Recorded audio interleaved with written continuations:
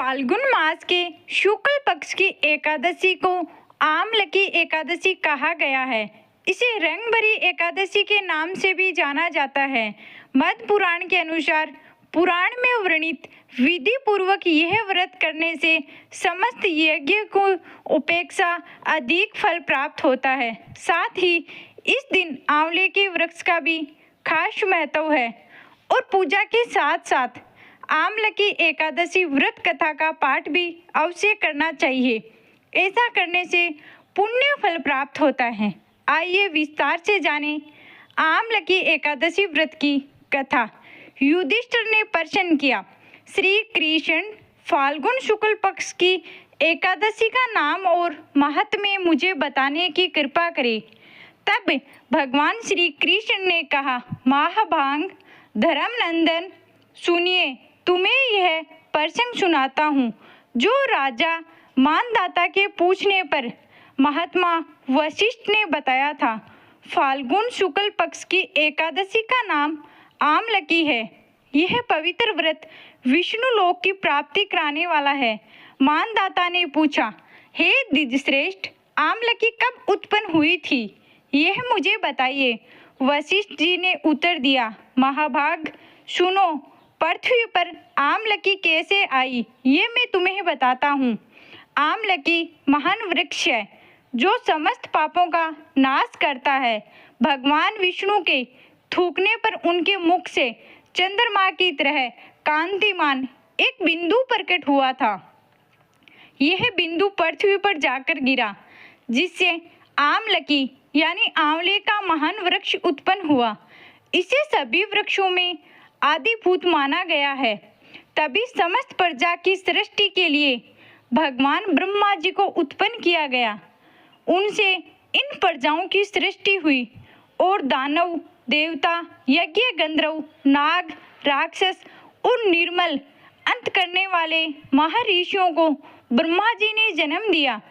उन्हीं से देवता और ऋषि उस स्थान पर पहुँचे। वहाँ विष्णु जी का प्रिय आमलकी का वृक्ष था। उसे देखने के बाद देवताओं को बहुत ही विस्मय हुआ। वे सभी एक दूसरे को देखने लगे। सभी वृक्ष के बारे में विचार करने लगे कि पलक्ष आदि वृक्ष तो पूर्व कल्प के प्रकार है और इनसे हम परिचित है, लेकिन इस वृक्ष के बारे में हम नहीं जानते हैं। सभी को चिंतित देखकर आकाशवाणी हुई, महान ऋषियों, यह सर्वश्रेष्ठ आमलकी का वृक्ष है जो विष्णु जी को बेहद प्रिय है। इसका केवल स्मरण करने से गोदान के फल की प्राप्ति होती है। इसके स्पर्श करने से 2 गुना और फल ग्रहण करने से 3 गुना फल की प्राप्ति होती है। ऐसे में प्रयास करके आमलकी का सेवन अवश्य करना चाहिए। यह सभी पापों का नाश करने वाला वैष्णव वृक्ष माना गया है। इसके मूल में भगवान विष्णु का, ऊपर ब्रह्मा का, स्कंद में परमेश्वर, भगवान रुद्र का, शाखा में मुनि का, टहनियों में देवताओं का और पत्तों में वसु का, फूलों में मरुदगण का और फलों में सभी प्रजातियों का वास होता है। आमलकी को सर्वदेवमयी कहा गया है। ऐसे में विष्णु भक्त पुरुषों के लिए यह परम पूजनीय होता है। ऋषि बोले, इन सभी बातों का हमारे सामने विस्तार करने वाले महापुरुष आप कौन है? देवता है या कोई और? हमें यह बताइए। तब आकाशवाणी हुई कि जो संपूर्ण भूतों के कर्ता और समस्त भुवनों के दृष्टा है, जिन्हें विद्वान पुरुष भी बहुत मुश्किल से देख सकते हैं, मैं वही सनातन विष्णु हूँ। भगवान विष्णु की बात सुनकर ब्रह्म कुमार महान ऋषियों के नेत्र आश्चर्यचकित हो गए और उन्हें बहुत विस्मय हुआ। वे विष्णु जी की स्तुति करने लगे। ऋषि बोले, संपूर्ण भूतों के आत्मभूत आत्मा को, परमात्मा को हम नमस्कार करते हैं। अपनी महिमा से कभी युक्त न होने वाले अच्युत को हम नित्य प्रणाम करते हैं। निर्हित परमेश्वर को हम बारंबार प्रणाम करते हैं। दामोदर कवि और यज्ञ सेवर को नमस्कार करते हैं। मायापते आपको हम प्रणाम करते हैं। विश्व के स्वामी हम आपको प्रणाम करते हैं। ऋषियों के स्तुति करने पर भगवान श्री हरि संतुष्ट हुए और बोले, महान ऋषियों बताइए तुम्हें कौन सा अभिष्ट वरदान चाहिए। तब ऋषि बोले, भगवान अगर आप हमसे संतुष्ट हैं तो हम लोगों को कोई ऐसा व्रत बताइए जो सर्वंग और मोक्ष रूपी फल देने वाला हो। भगवान विष्णु बोले, महान ऋषियों फाल्गुन मास के शुक्ल पक्ष में अगर पुष्प नक्षत्र से युक्त द्वादशी हो तो वह महान पुण्य देने वाली होती है और यह बड़े बड़े पापों का नाश करने वाली होती है।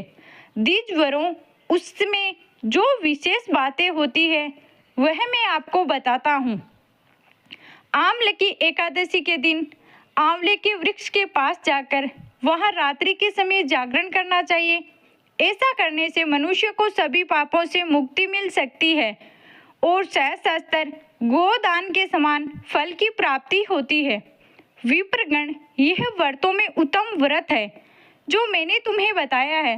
तब ऋषि बोले, भगवान इस व्रत की विधि भी हमें बताइए, इसे कैसे पूरा किया जाता है, इसके भगवान नमस्कार और मंत्र क्या है, उस दिन स्नान और दान करने की विधि क्या है, पूजन विधि और उसका मंत्र क्या है, ये सभी बातें हमें बताइए। भगवान विष्णु ने कहा, द्विजवरों इस व्रत की उत्तम विधि मैं बताता हूँ।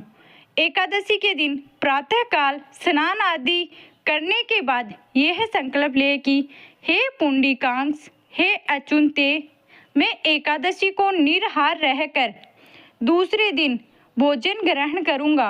आप मुझे अपनी शरण में रखिए। इसके बाद पतित, पाखंडी, दुराचारी, चोर, मर्यादा भंग करने वाले और गुरूपलिंगामी लोगों से वार्तालाप न करें।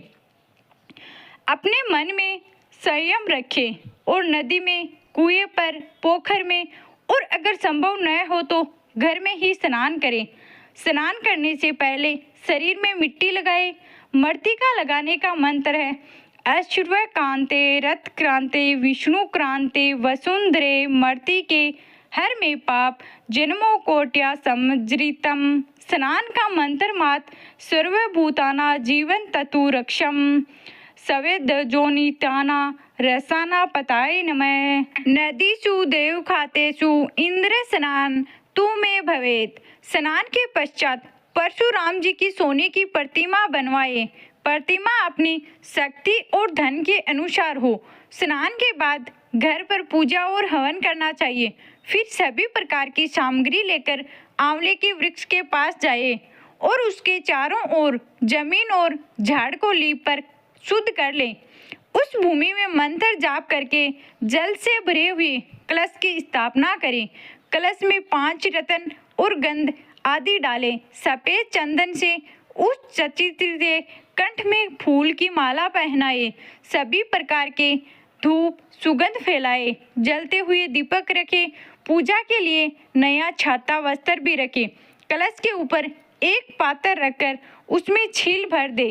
फिर उस पे परशुराम जी की प्रतिमा स्थापना करें और विशोकाय नमः कहिए और उनके चरणों की विश्रुमणि नमः से, घुटनों की उग्राय नमः से, जांघों की दामोदराय नमः से, कटिभांग की पदभाय नमः से, उदर की बाई बाहाई की, दाहिनी बाही की से, कंठ की यज्ञामुख्य नमः से, मुख की विशोक निधने नभ से, नासिका की से, संपूर्ण अंडों और मस्तक की पूजा करें। पूजा के दौरान इन मंत्रों का जाप करें और भक्ति भाव से श्रद्धा पूर्वक परशुराम जी को अर्घ दें। अर्घ देने का मंत्र आपको अगले वीडियो में मिल जाएगा और आंवले के साथ दिया गया यह अर्घ ग्रहण करें। इसके बाद जागरण करें। नृत्य, संगीत, वाद, धार्मिक उपख्याता और विष्णु जी के संबंधित कर्ता का वार्तालाप आदि से रात व्यतीत करें। इसके बाद भगवान विष्णु का नाम लेकर आंवले की पेड़ की परिक्रमा करें। ऐसा 108 बार या 28 बार जरूर करें। इसके बाद सुबह भगवान विष्णु जी की पूजा आरती करें। पूजा करके सभी सामग्री ब्राह्मण की निवेदन करें, चढ़ाई गई वस्तुओं का दान करें और मन में बोले कि परशुराम जी के स्वरूप में भगवान विष्णु मुझ पर प्रसन्न हो। इसके बाद आंवले के वृक्ष को स्पर्श करके उसकी प्रदक्षिणा करें। स्नान के बाद विधि पूर्वक ब्राह्मणों को भोजन कराइए। इस व्रत को करने से सभी तीर्थों पर जाने से जो पुण्य मिलता है और सभी प्रकार के दान से जो फल मिलता है वो सभी इस विधि के पालन से सुलभ होता है। समस्त यज्ञों की अपेक्षा अधिक फल मिलता है। यह व्रत सर्वोत्तम है। वशिष्ठ जी ने कहा, महाराजा, यह बात कहकर भगवान विष्णु अंतर्ध्यान हो गए। इसके बाद सभी महर्षियों ने इस व्रत का विधि पूर्वक पालन किया। इसी प्रकार व्यक्ति को इस व्रत को करना चाहिए। भगवान श्री कृष्ण ने कहा, युधिष्ठिर, यह व्रत मनुष्य को सभी पापों से मुक्त करने वाला है। ये थी आज की वीडियो। अगर आपको ये वीडियो पसंद आई हो तो वीडियो को लाइक करें, चैनल को सब्सक्राइब करें और जाते जाते कमेंट बॉक्स में राधे राधे जरूर लिखिए। धन्यवाद।